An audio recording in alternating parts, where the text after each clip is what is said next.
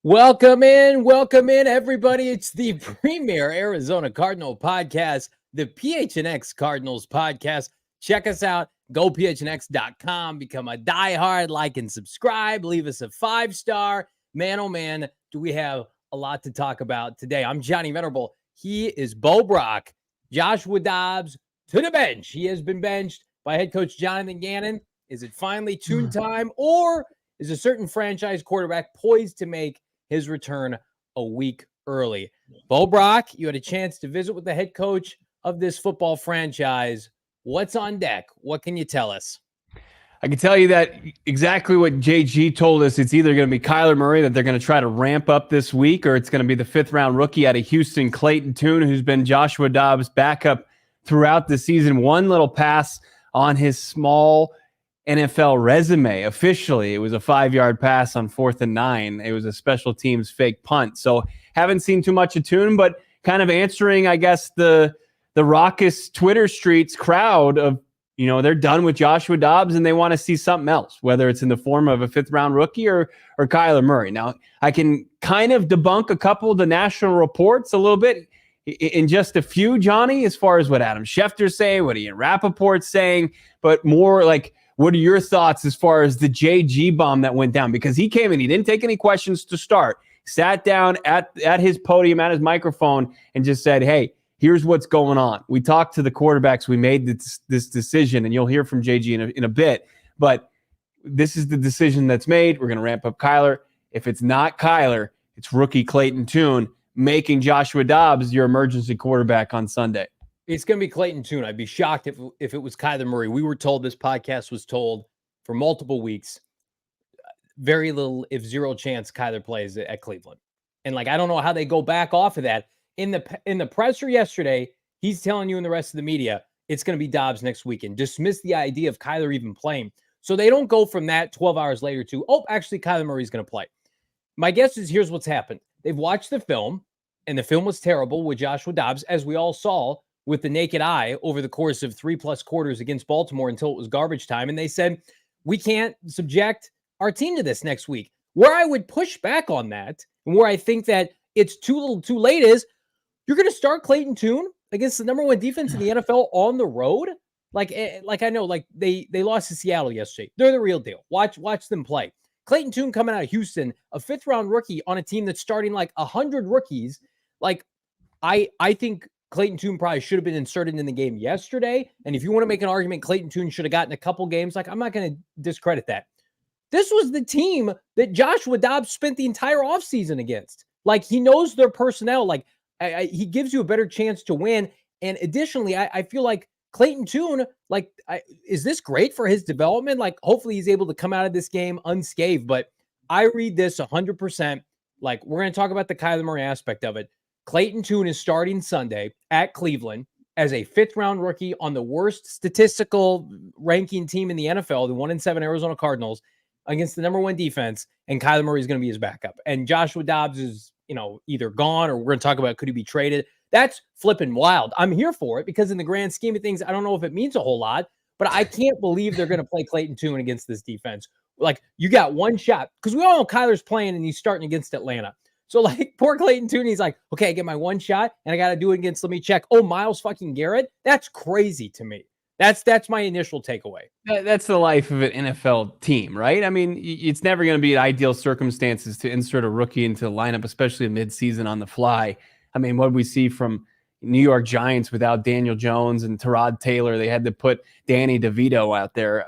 I don't know what his first name is, but he practice squad elevation before the game, and he's facing, one of the other top defenses in the league. Look, right. You can make the case out of any of the teams in the top half of the NFL as far as defensive statistics, and you'll say, hey, not ideal, but at some point, you're going to have to perform in your career against some of the top defenses. And Joshua Dobbs, I know he folded yesterday when it really counted with the 2 picks, but statistically, wasn't, so bad against one of the other top defenses in this league, in the Baltimore Ravens. Hadn't surrendered multiple touchdowns since week 2 of this season. Like, if you can run offense, if Drew Petzing can scheme it up, if you can prepare Clayton Tune, if you can at least prepare him for this game, like it's Clayton Tune's Super Bowl, you can at least put him in a position not to die on Sunday. And I know I know that I'm putting the bar very, very low, but it's a 1 week anomaly, right? Because it's getting to the finish line. The finishing line, what you've reported seems to be week 10 against the Atlanta Falcons. Get Kyler Murray in against this top 5 Falcons defense. 2 weeks from yesterday. People are giving me grief in the comments here. Like, I'm indifferent about this. Like, the grand scheme of things, I don't think it matters. I saw Clayton Tune in the preseason. He wasn't ready to play NFL games. That's why they traded for Joshua Dobbs. Am I excited? Here, I'll give you something. I'm excited to not watch Josh Dobbs this weekend. How about that? But I'm a little bit discouraged that Clayton Tune is going to have to play against Cleveland on the road. I think that's asking a lot of a rookie. Like, we were talking about it all offseason. Anything would have been asking a lot. Anything would have been asking a lot for a rookie for sure. 5th rounder. I also just, like, maybe I'm making too much into this. That's probably what's happening. Like, Dobbs, you're not going to let Josh Dobbs play against the team that traded him away. The team's got this organization's not about doing favors. They don't care about I don't know if you learned. I don't know if you've learned that. 8 weeks in the regular season.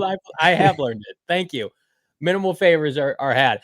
I think that it's crazy because, and you give some light to this. I don't know how much you're allowed to share. We've talked off air many times since this news is broke. Mm-hmm. And like, the way Gannon wanted this to come out was 50-50, prepare accordingly. And I think you and I kind of, maybe scoffed at that a little bit. I was very much of the mindset, like, it's probably going to be Tune.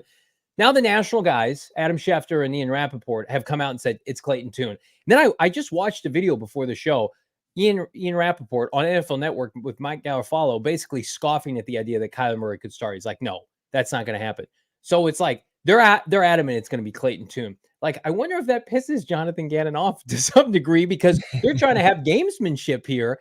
And there's also that juicy little nugget of K1 being active this weekend. Talk our listeners through that, because that to me, that's almost better than Tune versus Dobbs BS. Like, Kyler Murray in a helmet this weekend, sign me up. Come on, astronomically better. Joshua Dobbs building a rocket that takes off better and goes to space. I mean, that absolutely is the storyline that people should be excited about. And I think that's the thing.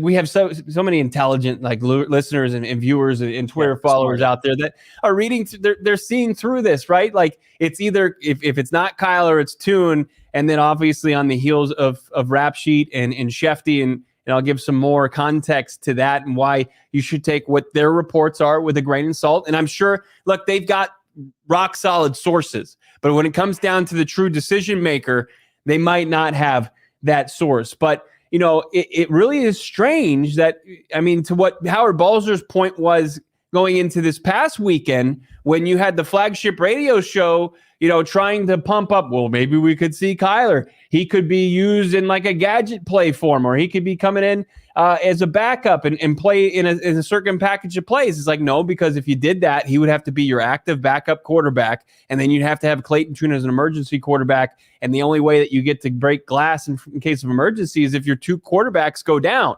So now this is where we are today. When Gannon comes out and he says, okay, it's Kyler, and if not Kyler, it's Clayton Tune. And then when Howard Balzer asks him in the press conference, so does that make Joshua Dobbs your emergency quarterback? He says, yes. He says, correct. That Joshua Dobbs is going to be your emergency quarterback, making the only other 2 quarterbacks on the roster because they cut Jeff Driscoll from the practice squad when Kyler returned to practice 2 weeks ago. Kyler will be wearing pads. He'll have a helmet on. He'll be on the active roster. He's one bad snap for Clayton Tune away from getting into the game, which is insane. No one's rooting for that. Yes, we are. No. Get him out there. Stop. How dare you? I'm just kidding. He's a sweet boy. Myles Garrett, look out! And Kyler Murray takes the field. Now that's a real possibility. All right, I interrupted you. Continue on.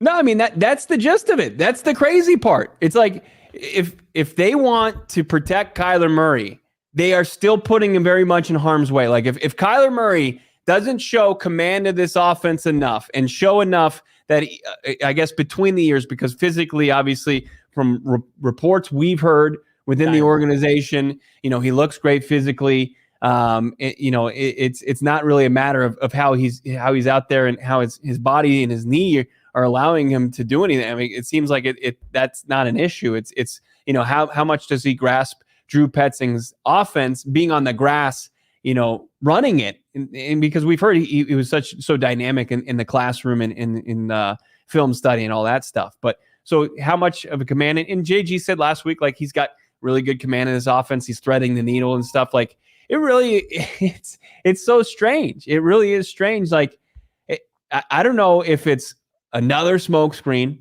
And they said, okay, and we said this, going in on Friday, we said you can't do this again. And they certainly aren't doing this again as far as Kyler's a full participant in practice. He's not on the injury report. He doesn't have an injury designation. And then he has the game designation of doubtful. Like, they can't pull those hijinks and shenanigans off again. Like, okay, well, they've got a whole new bag of tricks. Like, they just hit the reverse card or the draw 4 Uno card. And they said, yeah, check us out. We're still up to it. Here's our latest round of hijinks.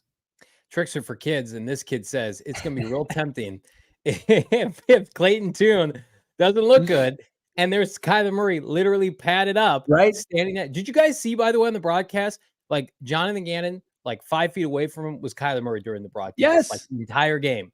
Like, think Kyler Murray is going to be chomping at the bit to play? Like, I've been staunchly opposed to playing him like sparingly as a rotational quarterback. I don't want to see that this weekend, but I do think we have to entertain it to some degree. Like, I think they want to give Clayton Tune every opportunity, but again, like, come on, what are we doing here? Like, if Kyler Murray's feeling good enough to be active and ready to go on game day this weekend, and we're touting him from a mental standpoint, like, I like Clayton Tune and what he's been able to provide, and I think he's a nice maybe backup. What are you talking about? I don't know what that means. Here's what I'm going to say.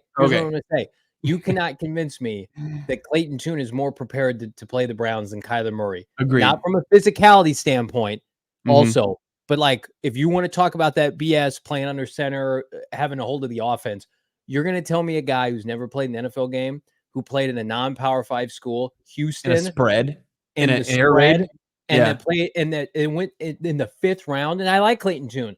You cannot convince me, especially after what we heard out of Tempe last week, where Kyler Murray is ripping it up in practice, not like during the soft portion of practice, like the minutia, the guts of practice. He's ripping it up. And you're going to tell me Clayton Tune is better prepared, like, to handle the offense? Get the hell out of here with that. Come on. The Cardinals are doing their plan. Their plan was to start Dobbs this weekend. Dobbs imploded yesterday. They likely watched the film last night and said, we can't. He confirmed that. I mean, he confirmed that between last night and this morning and watching the tape. That's what the deciding factor was, and said, ooh, that throw, I mean, Michael Wilson runs a good route, and he just ripped it a couple yards over his head. And then, he throws another crucial back-breaking pick in the second half. Like, when he would talk about Joshua Dobbs, and they had won one football game during the stretch, and he said he's playing winning football. You can't make that case for Joshua Dobbs any longer. He's not playing winning football. Turning the ball over. He saw that on film. He saw that absolutely on film. And I'm sure he had that inkling, and maybe it proves that he misspoke yesterday and he was just frustrated after a loss. And that was his answer now, as far as when they said, is Joshua Dobbs going to be your starter? He says, quote, yeah, close quote. Maybe that was just him kind of. I like that more than I got to watch the tape, because then everybody runs with that. Like, just right. That's fine. And also, like, I think most people would agree, like, if you don't play Clayton Tune yesterday, it's pretty crazy to get to this conclusion we've reached today, which is Clayton Tune is going to prepare as the starter against the Cleveland Browns this weekend on the road. Well, I think like the joint practice in Minnesota, like Colt McCoy, he forced the Cardinals' hand to make a move at the quarterback 100%, position. 100%. And I think after the last three and a half weeks of Joshua Dobbs, and then yesterday being, the final, just nail in the coffin, it was okay. This is not acceptable quarterback play any longer. What are our options? Our options are to do what we've not wanted to have to do at this point and ramp Kyler up to potentially even, entertain the thought of him playing on the road at Cleveland, or the 5th round rookie that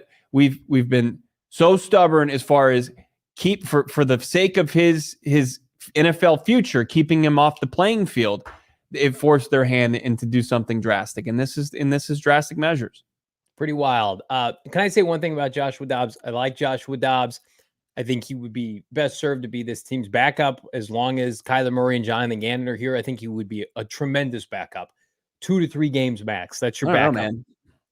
Yeah. Well, here let's transition to that real quick. Chances that Joshua Dobbs is traded within the next 24 to 48 hours. 24 hours. Percentage-wise, put a percentage. I think the issue there now becomes like, is the tape on Dobbs to other teams bad to where they don't feel like they want to make a deal for him, right? I know, like I think you could sell other teams on the idea.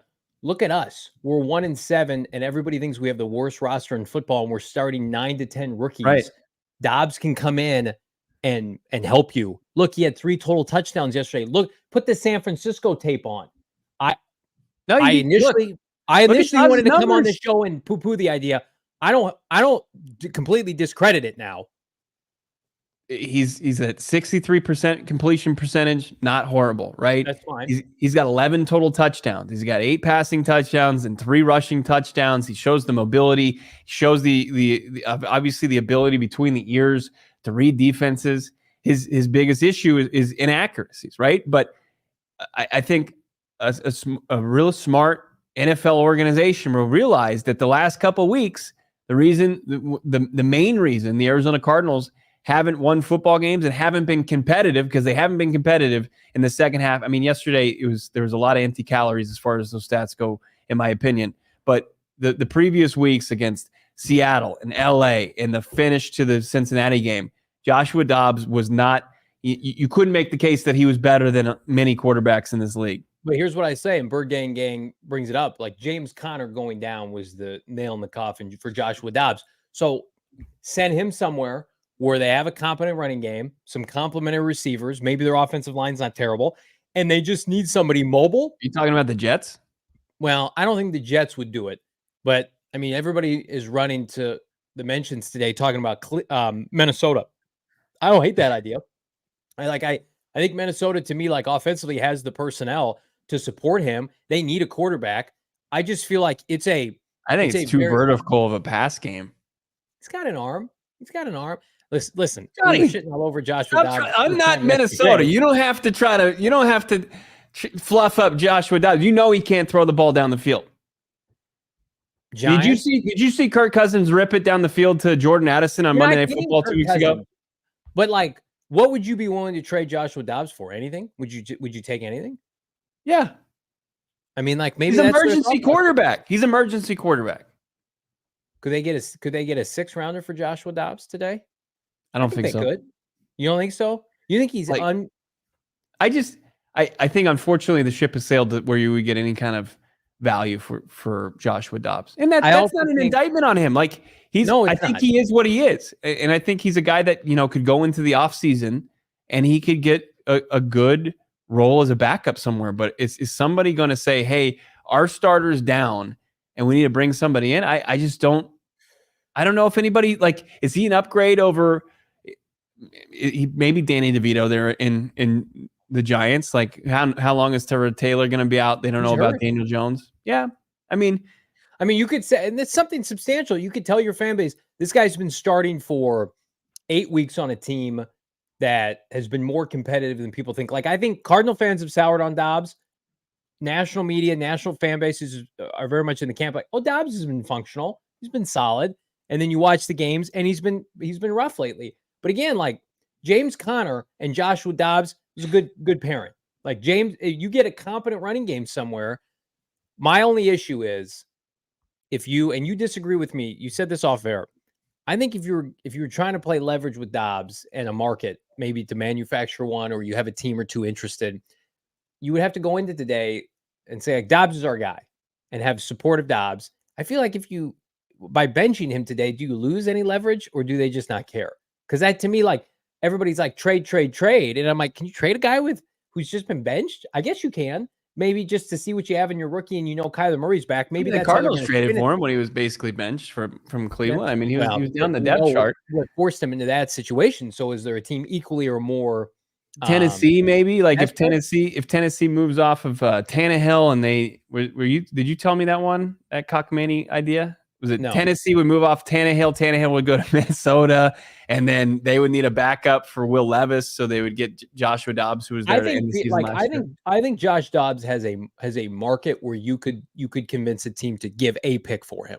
I think you're wrong. I think awesome guy. I also believe he came here on like 7 days notice before his first game, 10 days notice. That's a coup for a team trading for a quarterback midseason. You could almost say which quarterback is the most equipped to do that and who's got a sample size of doing that recently, real tangible evidence of a quarterback coming here and playing after 10 days of practices with a team. I think that's a selling point. What's the matter with you? What are you doing? I want to pour one out for the Dobb father. I don't know. Oh, okay. He played admirably. I mean, he did. He served. He played a big role for this team early on. They needed competent quarterback play. They did, and he provided that. He got him a win that nobody expected them to win. Like the story of Joshua Dobbs is not. It's not the Kurt Warner American underdog story, right? But it was. Here's this guy that nobody believed in, that nobody would believe that could actually be the Arizona Cardinals starter going into week 1, despite what this podcast told you. And that he was going to at least not only just be serviceable, but, Brian Baldinger was very impressed with him, who knows ball. He knows ball better than, 99% of the universe. So Joshua Dobbs did a very good job in changing the narrative around him. Unfortunately, as you said a couple weeks ago, turned back into a pumpkin. The clock struck midnight again, and unfortunately he reverted back. And that's the case. There's a shelf life on backup quarterbacks in this league. Yeah. And I think he's shown that he could be a rock solid backup in this league. And I just think, but once that happens, it's tough to say and keep him on the roster going forward, because then if Kyler Murray got hurt, God forbid, down the line, and then you're reinserting Joshua Dobbs back in the lineup, where's the confidence from anywhere, like from the roster to the fan base to the coaching staff that benched him? Like, where's the confidence that he's going to be able to be good Josh Dobbs versus the Josh Dobbs that we most recently saw? Do they have a problem at managing the quarterback position? I say they, meaning Austin Ford and Gannon. Like, are you ready to say it's an indictment of this regime, not only this offseason with their blind allegiance to Colt McCoy, which was an egregious decision, we've talked about it, but now, like, how they've handled Joshua Dobbs and Clayton Tune? Like, should they have pulled the trigger sooner? Or, in my opinion, like, you might as well have seen it through this upcoming weekend. Like, do you feel like you're in a position to say they've mishandled the quarterback situation up until this point? No, because they were trying to make chicken salad out of chicken shit the entire time. Like, and no disrespect, but they did not have a solid, Josh Dobbs, you're shit. No, but it's like you took a journeyman, a guy that had 2 starts under his belt, and you made him serviceable. And I think that was an unbelievable job. And Dobbs did a lot on his behalf during that solid run. But it just, like, the clock ran out on that, and it's very tough in the NFL without a franchise caliber quarterback or starting caliber quarterback for a long time, for an 8-game stretch. It's almost damn near impossible. It's tough to win when you have a serviceable starting caliber quarterback. Alex in the chat, $9.99 super chat, very well said. Because this is not a day where we're going to pile on this young man. I know he's been dog shit these past few weeks and deserved to be benched, absolutely. But can we appreciate the good that Dobbs did? Made the first couple weeks very watchable considering our expectations. 100%, Alex. Well said. We're pouring out for the Dobbs father. Yeah. Cheers, my guy. If my Four Peaks wasn't warm right here, I would do the same. Here's what I will also say. everybody's scoffing at, well, we wasted a fifth. I've seen this a lot today. We wasted a 5th-round pick on trading for Joshua Dobbs. Number one, that win against Dallas was worth that pick. You don't think it was worth it for those guys in that locker room? Also, up until recently, you have been able to evaluate guys like Michael Wilson and company. Trey McBride had a good day yesterday. Like, I'm very much in the camp that had Clayton Tune started this season, you're probably winless to this point. I could be wrong. He might have surprised us at times. You think Clayton Tune's going against San Francisco, throwing two to three, should have been 3 touchdowns with no interceptions? Like, Dobbs, to me, hopefully he's made himself some money in the offseason. Very commendable job. I think it's easy to get down on a guy because our expectations, as Alex pointed out, had been raised. And then coming back down to earth, looking closer to what this team assumed it would be. But I never thought, and this is naive, Bo, I never thought we'd get to this point, Kyler Murray wouldn't be playing. So when they traded for Joshua Dobbs and we were talking about the timeline, I mean, like, if the timeline was what we thought it was, and I was incorrect, like 4, 6, 7 weeks max, like let's just say 4 to 6 weeks, Dobbs was playing really good football during that period of time. And then for whatever reason, took a little longer with K1. They're taking the full amount of time. And it's like, man, you stretch Dobbs out over a half a season. That's just not who he is. And so it's not fair to put these circumstances of, well, it was a mistake. No, the mistake was he was a free agent in March. They wanted to sign him. They didn't pony up just a little bit more money. He went to Cleveland and they stuck with Colt McCoy. They screwed up in the spring, but they remedied it to make this team semi-watchable and competitive back in August. So again, I hope Dobbs, if he's not here, gets to go somewhere, has an opportunity. All right, let's get to the national reports. Let's actually start with Jonathan Gannon himself, how he started this his press availability today, breaking the news about the Arizona Cardinals quarterback position. Talked to all the quarterbacks this morning. We're going to keep ramping up Kyler and see how he progresses through the week. And if it's not Kyler, then it's going to be Clayton Tune. So I talked to all 3 quarterbacks and on the same page with them how we're going to operate moving forward. Look forward to having a good week of prep. Cleveland, 2-day trip. Try to go get a win. So there you have it from the Arizona Cardinals head coach. If it's not Kyler, it will be Clayton Tune. And then you had Adam Schefter and you had Ian Rappaport both putting out tweets where Ian Rappaport, here it is, barring significant change of plans, Cardinals rookie Clayton Tune is expected to start this week, sources say. Kyler Murray may still play, but next week is more likely as of now. And then you had Adam Schefter, who tweeted out basically the same thing following the news. But he said, Cardinals new quarterback in Cleveland on Sunday. Gannon said Dobbs is no longer a starter watching film, that they'll go with Tune. And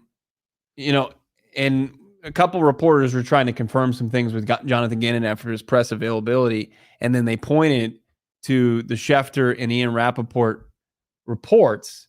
And Gannon kind of said, who's Ian and Adam? And then he said, I don't know Johnny and Bo. Yeah, Who's I don't tell. Yeah, you should have said that. You should have led with that even. Oh, James Venerable and Bob Brack. He says that he doesn't tell the national guys anything. And he said a lot more colorful than that, but he doesn't tell anybody anything. So it's not from Gannon, who's going to ultimately make the decision as far as who's the starter. So can Kyler Murray play himself into it? I think that's the debate. I think that's the controversy that they want to conjure up, and that becomes the smokescreen this week, much like last week. I think there are a lot of people that are hoping, wishing, and praying that Joshua Dobbs has a Colt McCoy-esque kind of week this week, where Clayton the Tune? Cardinals, Clayton Tune has a Colt McCoy-esque kind of week, circa Minnesota joint practice, where the Cardinals are just like, what are we doing? This guy's ready to play. They have been staunchly committed in their stance that they do not want to play Kyler Murray on the road as his first game. But I mean, like, man, he's in uniform. Why activate him this week if it wouldn't make sense to play him? Like, why not, Bo? Answer me this. Like, keep him inactive. Do the same shenanigans you did last week. Activate him next week. Give him all the first team reps next week. Just have Joshua Dobbs be QB2 this week. Like, I don't I don't see the significance of making Kyler Murray active if he's not starting. Because here's the difference, and I agree with you. I don't get that. No, I completely agree with you, especially if the plan is to not play him until week 10 anyway, because it puts him in harm's way or puts him in a position to where you might have to play him, right? This is the NFL. That it happens all the time, right? But I think, and you can scoff at this, you can laugh at this, but Kyler Murray and his skill set, it significantly changes how NFL defenses prepare for a game plan. I know you. Don't scoff at that. I told you were going to, you jerk. But I thought you were going to give me something legitimate here. That is legit. We did that dog and pony show last week. How'd that work out for Baltimore? Their defense. They gave up multiple touchdowns. Look, Kyler Murray and Jonathan Gannon knows this for game planning for Kyler Murray. It changes how you game plan for an offense. It does. You can scoff until I'm not making fun of you. I'm not scoffing at you. I know that's what the team thinks. I'm just sitting here saying, like, come on. Joshua Dobbs doesn't strike the fear into the hearts of opposing defensive coordinators. He doesn't disrupt how you prepare for a team. So if the Cleveland Browns have to do some things different, if they have to work after hours because of the threat of Kyler Murray coming, because what Gannon said, quote, if it's not Kyler, it's Clayton Tune. He's presenting what, unless they have inside sources themselves, a very real threat that Kyler Murray could be out there and he could be a play away from being in there. I love you, my guy. I hate that explanation. And I know that's not you. I think come on. This is the NFL. The guy hasn't played in over almost a year, and we're doing that for a competitive advantage. If he's active, just play him. Put him on the field. Play him. Like, he almost forced the issue last week. Cleveland's defense is elite. It's great. Kyler Murray can be competitive this weekend, but this is their plan. Their plan is he's playing against Atlanta. Even Gannon is saying we'll see, but I don't want to see. Let me take that back. I want to see Kyler Murray active this weekend. It is going to be painful for this fan base to watch number one be on the sideline unless Clayton Tune's ripping it up. That's tough. Did this fan base get at least something that they asked for? I guess the majority of people were saying, "I'm so tired of watching Josh Dobbs play football. I can't watch. I won't watch one more game." Well, you're not going to. He gone. One more super chats because these are not gone. They are very much here and they are spectacular. Redbirds 224 $2. Yeah, we need to tune up the Bird Gang. I agree with that. Tune Squad, baby. Tune Squad. Sounds like I'm talking out of both sides of my mouth. I'm excited for Clayton Tune. I'm sad that this is his opportunity in a game where it's going to be masked by the return of Kyler Murray against the number one defense in the NFL. I'm allowed to have that opinion. You sound like Matthew Berry with the David Johnson stuff.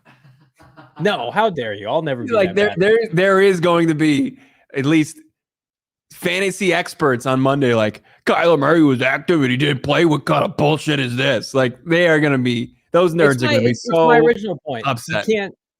They're staunchly committed to this. I respect from they're keeping their timeline.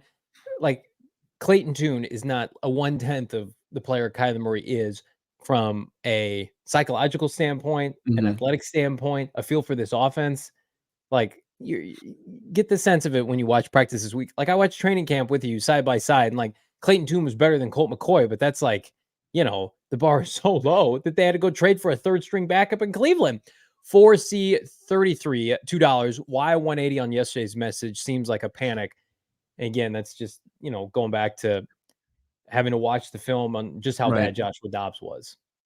Yeah, I mean, I think that this, like I respect that this organization at some point they realize like there's only so much they can take, and when the quarterback play becomes so poor that it's costing them, a team that has no margin for error, it's costing them opportunities to compete with teams that are viewed as playoff contenders in this league, and just costing them outright opportunities to be competitive and win football games. That there isn't a path forward. And they gave Joshua Dobbs, obviously Joshua Dobbs emerged early in the season. After the week one, he emerged from week two and was playing at a high level in week three. Better. and still playing at a high level against the San Francisco 49ers. And even before the pick 6 in week 5 against the Cincinnati Bengals, like he was playing solid football. And then once the league either caught up or something happened with Dobbs, like it wasn't coming back. And that was very apparent when watching the film. And it was one of his worst performances yesterday. It was just, and they said, okay, we've got probably 1 week that we have now to kind of to finish this bridge to Kyler Murray. Let's get some popsicle sticks and some glue and whatever we can find, paper mache, and finish off this bridge. It might not be safe, but it's going to get us there. I'm going to drive my bike over that bridge and end up in the quarry. Sports Hero, $2 super chat. Dobbs' excuse ran its course. Plan B is Tune. I think that's like plan D is Tune, but that's the plan right now. And the plan is let's go into Cleveland with a 5th round rookie. I don't know if I love that plan. I like this plan much more. I'm about making money off of DraftKings. We're going to talk about this team and Kyler Murray and expectations for this weekend. But first, you can dabble on this game right now. Good luck with our friends in Vegas trying to put this line together. Cardinals are already a touchdown underdog. But if you think there's that glimmer of hope that K1 could play and has an advantage over PJ Walker, well, dabble with our friends at DraftKings. $5 on anything. Get $200 in instant bonus bets using that sweet bonus code PHNX. And frankly, I'm just happy that, we can get back to some of these props hitting the over for the Arizona Cardinals skill players like Michael Wilson and, Hollywood Brown with the eventual return of Kyler Murray. But in the meantime, all you got to do, get into the action with DraftKings Sportsbook, an official sports betting partner of the NFL. It's a call to action. Download the app now. I'm on it constantly. Use that bonus code PHNX. New customers, $5 going to get you 200 in instant bonus bets. Gambling problem? Call 1-800-GAMBLER or visit www.1800gambler.net. In Connecticut, help is available for your gambling problem.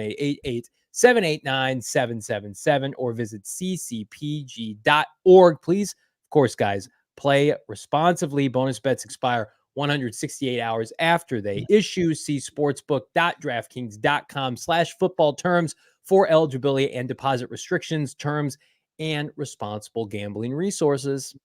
We're down here in the outhouse. That's where we reside as far as PHNX Sports, but up in the penthouse, it's our friends over at PHNX Suns. They got Kevin Durant. He's the big 3 right now. Bradley Beal, Devin Booker probably out tomorrow. You ever heard of Wemby?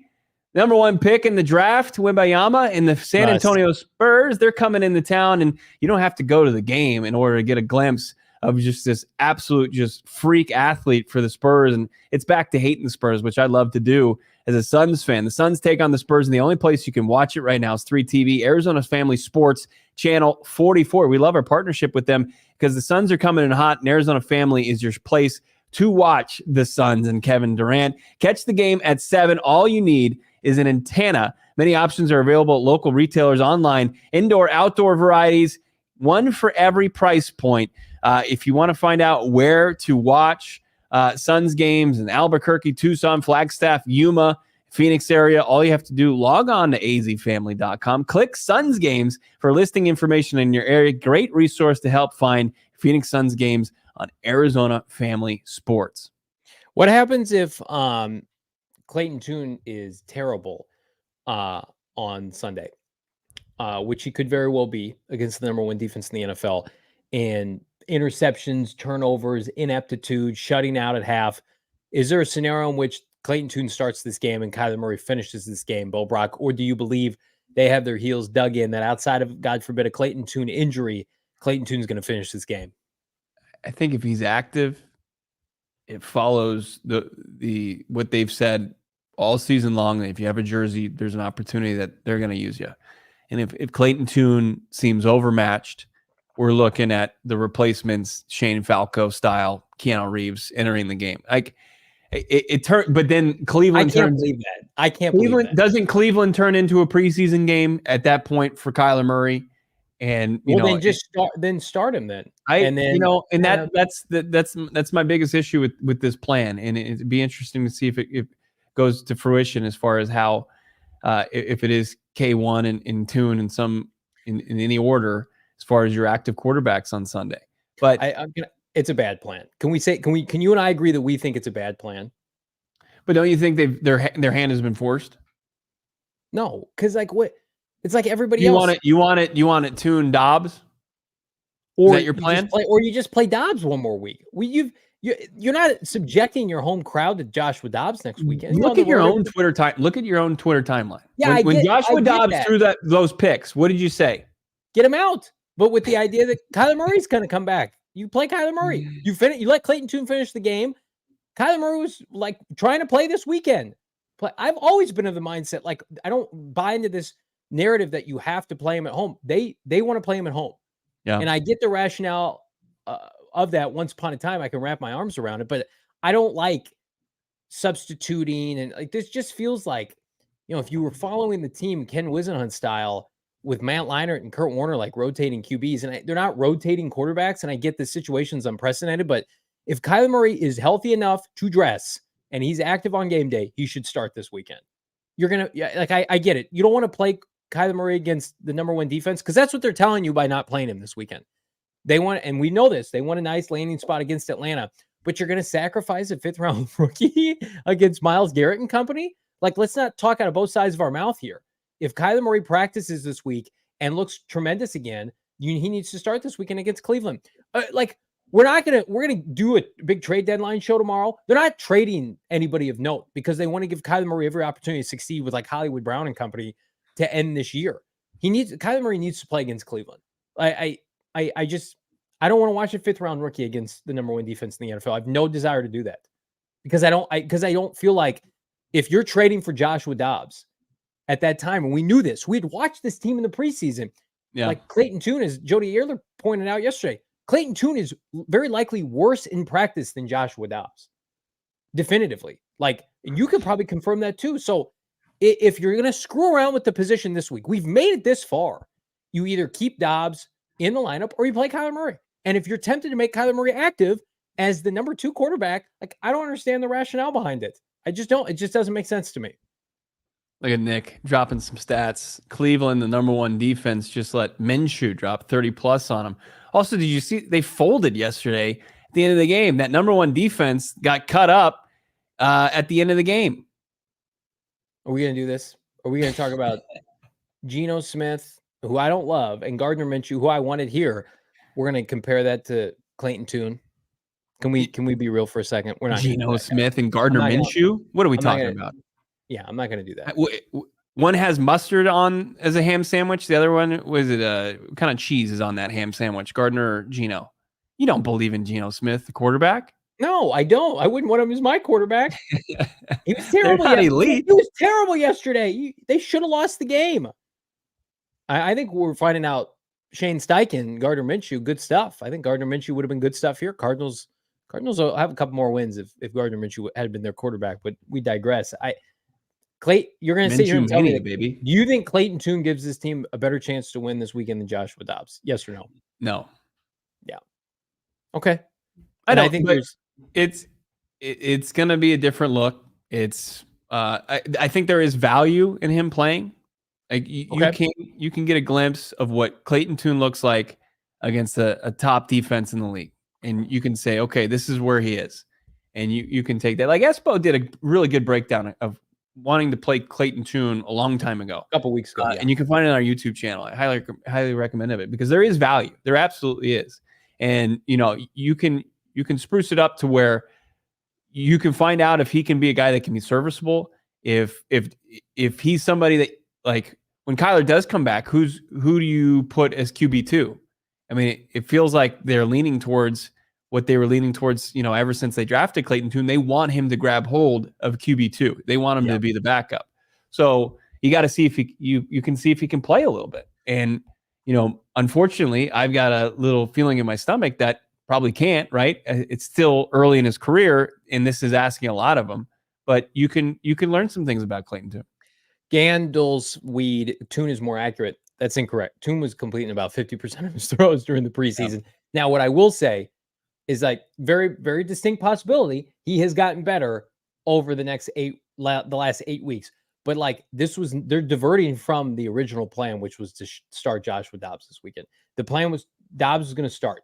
and then they watch the tape and they're just, I'm sure they're just kind of putting their hands up. Do you take? I don't take issue with that. I actually say that's the right move. If the tape told you there's no way going forward with this, this is the definition of insanity. Doing the same thing and getting the exact same results. I think that this at least, if somebody can go in there and Clayton Tune can catch lightning in a bottle, no matter how low a percentage of it is, it's better than just going out there and expecting Joshua Dobbs to revert back 3 or 4 weeks. Yeah, and I think we've kind of reached that point anyway. And I'm just dumbfounded and befuddled that we're entering week 9 and Kyler Murray's going to be active in uniform and Clayton Tune's going to start this game this week. I never thought we'd be in this snare at all. I especially people are scoffing at the idea of wins and losses and winnable games. Like PJ Walker or Deshaun Watson start this game with the way the Cardinal defense has been playing. Like you'll have opportunities. Yeah. You'll have opportunities to win this game. Mm-hmm. But I mean, it's bigger than this season. We've seen that. Otherwise, Kyler Murray probably would have started yesterday against Baltimore. Yeah. And who knows? Might have won that game. So we're going to have all week to talk about expectations with Clayton Tune. But it's just it's been a wild 24 hours for this team. And I tweeted it out. Like, I'm here for the chaos. Like, I like it not being stagnant. And I agree with you. Like, I like them pivoting it for the sake of pivoting. But I don't know. I think like you kind of lose me a little bit with the idea of Kyler Murray being active. I think that's kind of my sticking point is your QB2 at any point could come in. And if we're going to do this whole ramping Kyler up, dog and pony show, prepping as the starter, and he could be thrust kind of on the fly a week before that's supposed to happen. Maybe we'll see. Be interesting. All right. So we're going to talk about the Cardinals have the first pick in the draft. I thought we were going to semi-lead with that today, as well as the fact that Cardinals aren't going to trade Kyler Murray, obviously, because that needed to be stated. That's insane to me. That's what a wild world we live in, that you have to tap into one of your sources and say, hey, they're not going to trade Kyler. Did your source be like, what? No, they're not going to trade him. Correct. That's like they responded. It's one of the dumbest fucking things that you've ever texted me. And they said, well, people are asking, like national people, media people, including our buddy Mike Florio, friend of the program, have come out with the idea that the Vikings could trade for Kyler Murray. It's just like, in what world would that ever happen? Like, and again, like, I put that out there and people are like, of course they could trade him this offseason. I'm like, where in my tweet did I say that they weren't going to trade him this offseason? No, at no point. They're not trading him before the deadline tomorrow. He's starting games for them. And same conversation we've had, they want it to work with him. But if it doesn't work, they have the opportunity to pivot off of him. Yeah. Like this isn't new, but you have to remind people at some time there are a couple key injuries at the position yesterday around the NFL. And also, we talked about on the postgame show, Bo, they're not playing him and he's healthy right now. So people are going to draw their own conclusions to that. Stupid conclusions we have to debunk on Twitter. Yeah, I was listening to NFL radio today. I mean, they were talking about like Kyler Murray is a legit option. Like, would you rather have Tannehill or would you rather have Kyler Murray? He'll cost you a lot of money, or Tannehill's not going to cut. Like for the Vikings, like it's a realistic option for the Vikings to just call up Monty Austin for it, and then it's ridiculous. It's a ridiculous storyline that was created through zero sources, no valid. It was created by a guy who wears size 22 shoes and wears a corsage that sprays water at you and has a squeaky nose. All right. Well, yeah, we don't have to spend too much time on that because it's ridiculous. And then Gannon, basically, Diana Rossini tweeted it out today that they're not going to trade him after I tweeted out yesterday. And this Eli, Johnny's Source Magic 8-Ball, you couldn't be further off. The only thing I use my Magic 8-Ball, Eli, is to call your mom. That's the only time I use your Magic 8-Ball. It's all we have fun here. I just got I just heard the flyover, by the way, for the World Series. That was pretty cool. I thought we were under attack. It was nice to realize what was going on. The other place I have fun, Gila River Resorts and Casinos. We were there yesterday at Wild Horse Pass. Fantastic time doing a watch along. Bo Brack, the Arizona Cardinals. They lost to Baltimore, but nonetheless, Gila River and Resorts. It's one of the best sports books I've ever seen. I've been to a lot of sports books in Vegas, around the country. fantastic. We were hanging out in the Top Golf simulator. Great food. I had the wings. The nachos were on point. And again, I was dabbling.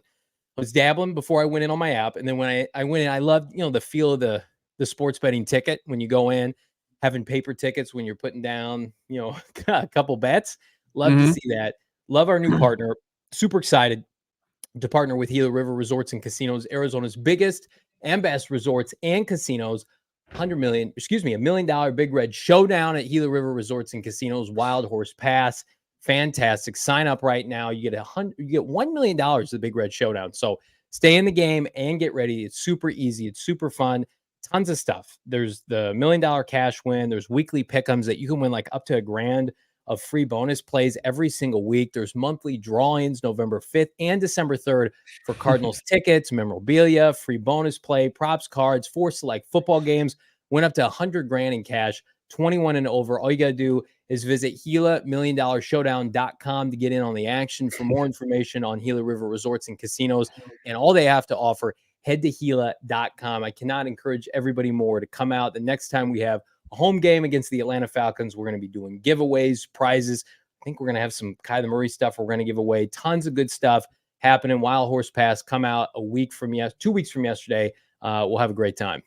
Can't wait for it. Also can't wait for the next drop of some sweet old kicks. We're gonna do some healing, by the way, in a few minutes. We're gonna get back on track together as a group, talking about this football team. But Soul Savvy fans sign up through links.soulsavvy.com/PHNX. And you download the Drops app, and this is what it's going to do for you. Don't miss out on the biggest sneaker drops. And download that Soul Savvy app today. If you're a sneakerhead, or if you're just trying to dip your toe into the water of becoming a sneakerhead, you just want cool kicks, well, check out what Soul Savvy has for you. They got different kinds of just memberships that you can jump into. Also, they've got the Drops Alert, instant notifications. Never miss a release again. You'll instantly get notified whenever your size is available to buy. Also, they got the free raffle management. There's not going to be any shenanigans here. No starting a 5th-round rookie, potentially over a journeyman guy or your franchise caliber quarterback. No, you can keep track of all the raffles and make it happen with sneakers in your raffle tracker. And also, you get the accurate release calendar. We'll keep you up to date as far as releases that are up and coming. Don't miss this Saturday, November 4th, this upcoming Saturday, the Air One Reimagined Royal drops. Those are going to be some sweet sneaks. That's going to be on the Drops by Soul Savvy. Notify you when they're dropping. Just download the app right now. Head over to the website, soulsavvy.com/PHNX. Head over to the App Store. Download the Drops by Soul Savvy app right now. Eli, laugh my ass off. I was kidding. It's all good fun, man. We got thick skin here. We like to have a good time. It's an emotional day for everybody here. Joshua Dobbs, we hardly knew thee.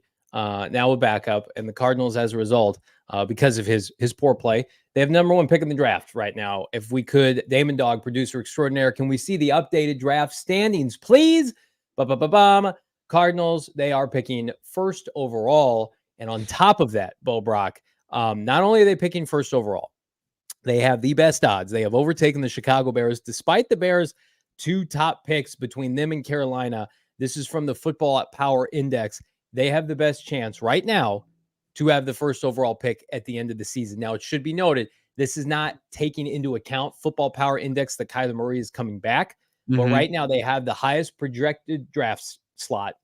They have a 44.1% chance to get the 1st overall pick based on the current construction of the roster, and get this a 90% chance to have a top 5 pick. This is Football Power Index and tweeted out by Seth Walder. Does a great job. So you should probably put an asterisk on this because Kyler Murray's coming back. Right. But right now, the way this team is currently constructed, worst team in the NFL, according to Football Power Index. That 44.1%, it's a bit high for me.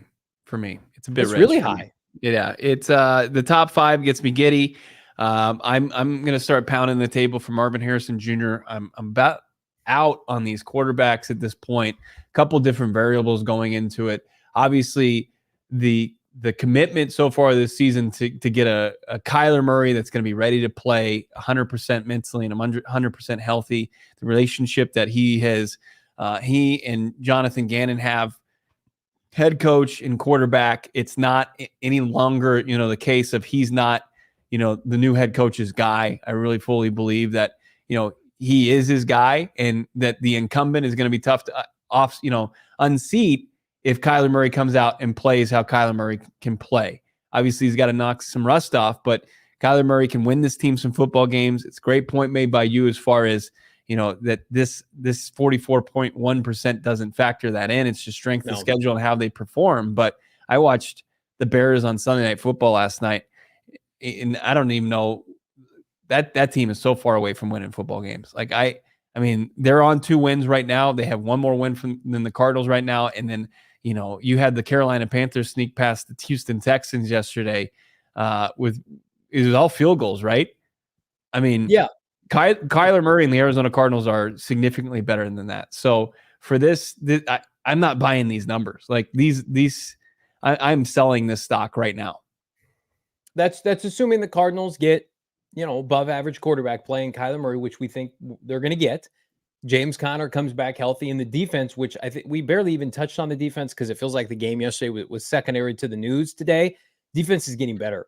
Like you saw yesterday, if Dobbs doesn't throw those egregious interceptions, like they hold Lamar Jackson and company to probably one of their weakest offensive totals of the season. Like you should be fired up about this defense. So I'm with you. I think Cardinals get to a point where I think they're probably still in the top 5. Maybe they get out of it, but they're not picking first overall. Like that's where you want to be, right? Don't you want to be there? Like you want Kyler Murray to come back, win enough games to keep his job, get out of Caleb Williams, Drake May conversation. You don't even want that conversation to be had, right? You don't want Monty Osfort to be tempted by a rookie scale contract because there's nobody else in the draft that's going to make him think twice about that. And they've got them, even that chart. So if as much as we don't really like it, they've got them at 2.5, like as far as, and we were saying this last week, if they get to 3, that's really where you want to be, unless it's Chicago, right? Because then they would be in a position to go quarterback, and then they would take some poor soul quarterback and take some poor soul wide receiver because they haven't been able to do anything at those positions historically. I mean, that's where I think Cardinals fans would be fine, right? After they've endured this tough season, and they like the consolation prize would be Marvin Harrison Jr. to pair with Kyler Murray. Here's where it gets a little dicey and a little messy, and because I think the Cardinals would consider Drake May at either 2nd or 3rd overall, and if the Bears you better hope the Bears don't end up with the top 2 picks, because the Bears are going to take Caleb Williams and Marvin Harrison Jr. I don't think the Bears have an appetite, if Marvin Harrison Jr. is there, to continue trading down. They've got Carolina's one again next year. Like I think they go, scratch, and they just take the 2 best players. And then that would leave the Cardinals with an interesting scenario. The Cardinals had 4 wins last year, Bo. Where'd they pick? Pick 3rd overall. Yeah. So you're not safe until you get out of that spot. And I think we think it'll be 3 because I think the NFL is worse this year. the NFC is terrible, but I'm going to tell you right now, Vegas is projecting Carolina to do better in the second half. And I don't hate that idea, because I think they underachieved in the first half. They've got really gifted defensive personnel. And you're just assuming Bryce Young gets better. The same way I think Houston's going to fall off to some degree. I think Carolina could be a little bit better. And the NFC South is so bad that they're going to eat each other anyway. Whereas they're looking at the Cardinals. I mean, they could beat New Orleans. They could beat, the teams. They could beat Tampa. Oh, sure they could. These teams that are inept at quarterback, don't shake your head. I told you on the show last Wednesday that Carolina was winning. You laughed at me, and you cost everybody here money. I didn't. I said that was the trendy pick. I don't buy that. I was hearing that all week. I think you were like, you're an idiot. I did not. All that. I just didn't understand why it was so trendy. Now I was proved why. Yeah. Houston had a little wake up call. You're a trendy boy, and I go with the stats and the facts and make people money here with our friends at DraftKings. Now, all seriousness, though, they look at the Cardinals' schedule and they're like, NFC West, you still got to play these 3 teams again. The Rams are about to implode. Do you agree with that? Yes. Okay. I mean, what's the future of Matthew Stafford? Is he going to be available? He's got a thumb injury, not a great injury to have as a quarterback. Brett Rippon is your backup quarterback. They could be a couple weeks away. They could start selling off pieces tomorrow. Yeah, they could. And you've got the Bears that we mentioned still on your schedule. You've got Houston still on your schedule. we'll see what happens, with Pittsburgh, obviously an elite defense, but still trying to figure out the quarterback position. Like going forward, Kyler Murray is going to be the top quarterback in each and every matchup that the Cardinals are going to face. But right. And with the defense playing better, I think that gives you a chance. Like, but when you say that we kind of didn't talk too much about this defense. I mean, this was a defense that held Lamar Jackson to 1 total touchdown and 170 total yards. And they got 2 cheapies because of 2 Dobbs interceptions. Yeah. 43 yards and 23 yards. I think I put this on Twitter. They're gonna, if Tune starts this weekend, they're gonna have like 9 to 10 rookies playing or starting this weekend. And outside of Michael Wilson, and they really like DeMercado. Like, the takeaway from yesterday is they're big fans of him. He's gonna be on their team moving forward regardless. Most of these starters are on defense, where that's Gannon's bread and butter. Dante Stills is going to be a part of this defense, indefinitely, right? B.J. Ojulari, thank the good Lord, the football gods, smoked Ronnie Stanley yesterday for a sack. He's only going to get better. The 2 cornerbacks, not even including our boy Keitrell Clark, who unfortunately was inactive, Starling Thomas, who they plucked from Detroit, he's a rookie. And then, of course, Garrett Williams, they're starting. So you're starting like 4 to 5 guys rotationally or full-time on your defense that's improving. Like, I think they're going to do well when they face a Pittsburgh, when they face a Chicago, when they face a Houston. But I disagree with the notion that 3 wins is enough. It's not. You got to be around 4 or 5 wins to feel safe that they're not going to be in a position to take Drake May. And I don't want that reality. I don't want any part of Drake May. And we'll see what who the quarterback is this week for their opponent in the Cleveland Browns. Because if it's PJ Walker and you've got that trio that I asked Jonathan Gannon about throughout all the madness as far as the quarterback, he loves what he saw from a second week of Garrett Williams. Obviously, the return of Jalen Thompson and Budda Baker back there. I mean, Budda Baker changes what they do defensively. And if they can figure out outside corner, that would be a big help. But like, I think I put this out there today. The Cardinals are 8th overall in sacks this season, and they have 0 household names on their front 7. Yeah. They've got 24 sacks. They had 4 sacks yesterday. They should be able to make life a living hell potentially for a PJ Walker in it, or it could be a tough return for Deshaun Watson. They're getting production. I mean, they're 1 sack away or behind Philly that has a ton of money invested in that front 7. Ton of money, a ton of draft assets. Jonathan Gannon and Nick Rollis are getting production from no-name players on the front 7. It's unbelievable. Well, and it just shows you like this team is going to be dependent to win on its quarterback and its quarterback alone, because we feel like they're going to be able to clean up everything else on this roster. Like the offensive line, I thought played better yesterday. I think what they give up just like 1 to 2 sacks. They ran the football effectively. The special teams have been on point all year, and the defense is improving with like. You said like non-household names. I'll do you one better. Like it's a island of misfit toys of late round picks and undrafted guys. I mean, he is doing tremendous work defensively after what changes for Zaven Collins.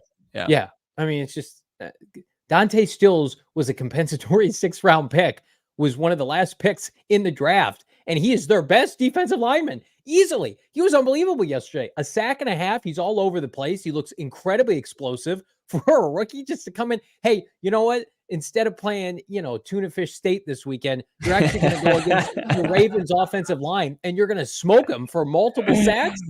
I mean, that to me, that's where you know that Gannon and company have the goods, because you were never getting that. Everybody's going nuts over Vance Joseph and what they did against 50% Patrick Mahomes yesterday with like Patrick Surtain and company.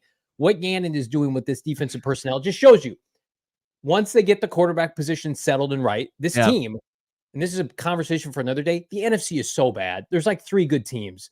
Like, this is a playoff team next year. Like, I won't hear anything otherwise. If Kyler Murray comes back, $52 million, and he has an entire offseason, the way they've stripped it down and built it back up and the amount of assets and capital they'll have, this is a playoff team in the NFC. The NFC is so bad, and they know that.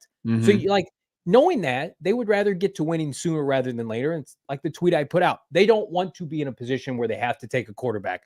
But what needs to happen? Kyler Murray's got to come back and win games. They got to get him out of that top 3 spot. But right now, to put a bow on it, worst team in the NFL. But it doesn't feel like that today. Yeah. when you look at the stats, by the way, I mean, BJ Ojolari was a second-round pick, but outside of that, Ben Stilley was undrafted. Stills was a sixth-rounder. Victor Dimukeji was a sixth-rounder. Those are the type of players that are getting to the quarterback in this JG Nick Rawls offense. I see Paul saying yesterday both said it was a bad idea to throw Tune in. I still agree. I agree with that. It's not a good idea. This is not a good idea. Still agree with it. I mean, this organization, this coaching staff didn't see a path forward with Joshua Dobbs. That's why Clayton Tune is going to get an opportunity. Is it right? It's just they're just changing things up. They're seeing if he can catch lightning in a bottle, or if he can at least just do what Dobbs did. That's what they're willing to do. So it's just about to steal a quote. Remember the movie Argo? It's like, we don't have any good ideas. We only have bad ideas. What's the best bad idea? It's starting Clayton Tune this weekend. That's the best bad idea that we have. The worst bad idea is to continue with whatever Joshua Dobbs was doing yesterday. Like, I think we all agree. Result. Hopefully they get everybody out safe. Joshua Dobbs this weekend against Cleveland, not going to be very good. No. Just a shame. The Dobbs revenge game. We were all robbed. Even the young man himself. Just no Dobbs revenge game. Somebody said in the chat earlier, one of the best comments, it's like, this is perfect. Dobbs can be emergency quarterback and also simultaneously run the Cardinals social media account. And I'm like, I kind of like that idea. Like, let him dabble on social media during the game. Hey, it's Joshua Dobbs here live from the sideline doing one of his quirky TikToks. The guy's going to have a broadcasting career. He's going to be great. Yeah. All right, here's the deal. I've been benched, and this is what the options are for the Cardinals going forward. They can either A, play Kyler Murray, who's been out since December, or they bring in a fifth-round rookie in Clayton Tune. What's up, guys? If you bought my jersey, it's too bad. Guess what? I've been benched. Couldn't find my jersey at the team store? Now it's a collector's item.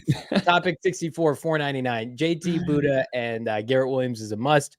24 and 33 at corner, just in case I wasn't clear. Absolutely. Secondary's great yesterday. Outside of Starling Thomas was one of their highest graded guys. I know not a lot of people, even our guy Topic 64, not too high on PFF grades, but Starling Thomas, I like to follow Johnny, always tweets out, PFF grade updates on the day after a game.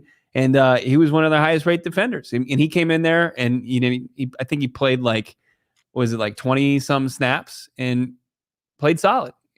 Somebody asked if Marco Wilson was benched. Marco Wilson still played 91% of the snaps yesterday.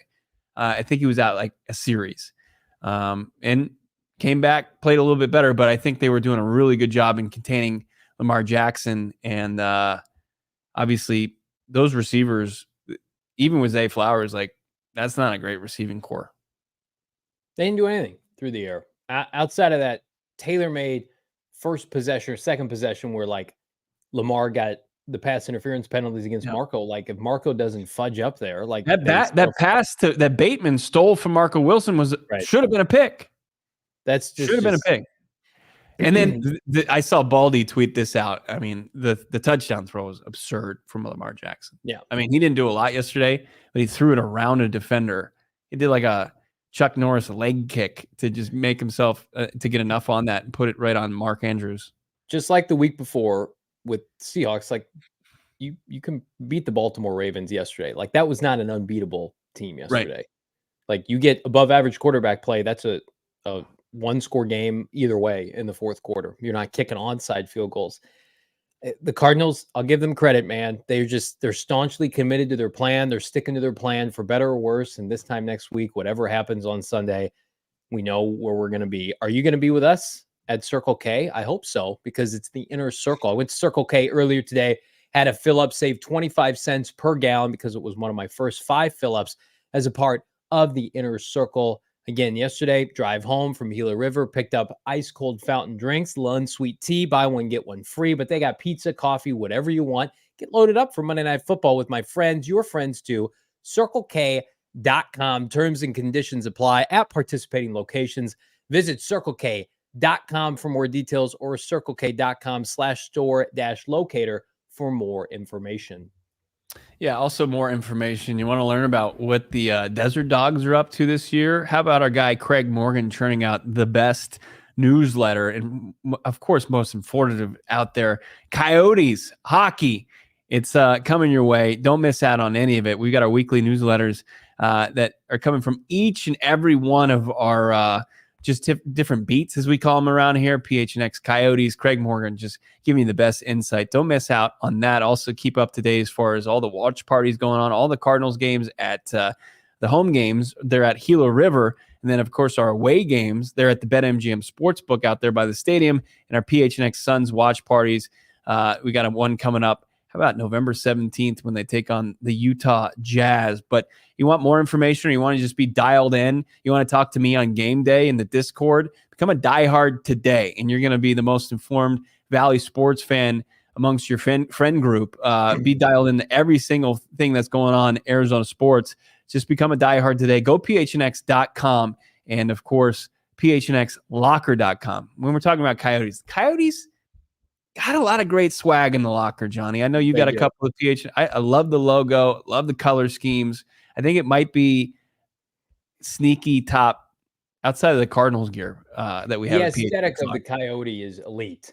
Like a coyote in the desert. I mean, there's Cardinals here, but the Cardinals were from Chicago. Then they moved to St. Louis. Like the sun or the snake, the diamondback, or the coyote, those are all native to the desert. So, yeah, you love to see it. I have probably 5 Coyotes t-shirts that I would rock just around the house, out and about. I always get compliments on them.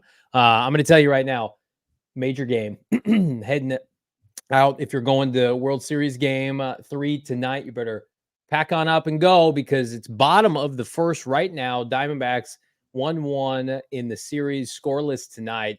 Our crew, Derek and company, are going to have the post-game show.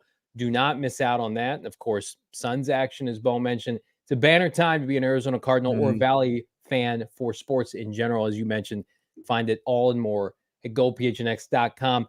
Today brought a lot of new information. What new information will we have tomorrow? Well, it's a special PHNX Cardinals podcast, Mañana. What time are we going live tomorrow, Bo Brack? What time do we decide?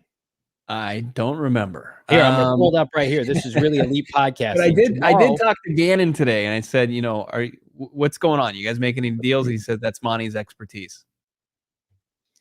So tomorrow the show will be at 2 p.m. Arizona time. Special trade deadline, post-trade deadline, lingering news episode of PHNX Cardinals. Matt Prater. Could he be gone? DJ Humphries? Probably not. Could he be gone? Joshua Dobbs? Could he be gone? Of course, we're standing by for breaking news tonight. The Arizona Cardinals, we're going to talk about Zach Ertz, James Conner, not eligible, untouchables, Hollywood Brown, Kyler Murray, Budda Baker. I would say, they'll pick up the phone call. They'll talk to anybody. They may have talked to some people already, but we're not going to know definitively, Bo, until tomorrow. Yeah. IR guys are available. It becomes tough because I think they become eligible to return for their new teams. So we'll see. It's just a little wrinkle, but it doesn't bode well for guys garnering much trade value in return. So yeah, join us tomorrow. Can't wait for it. Tune in tomorrow. PHNX Cardinals will give you the latest on your favorite football team. Talk to you soon. Enjoy the game tonight. We all silly like the mayor.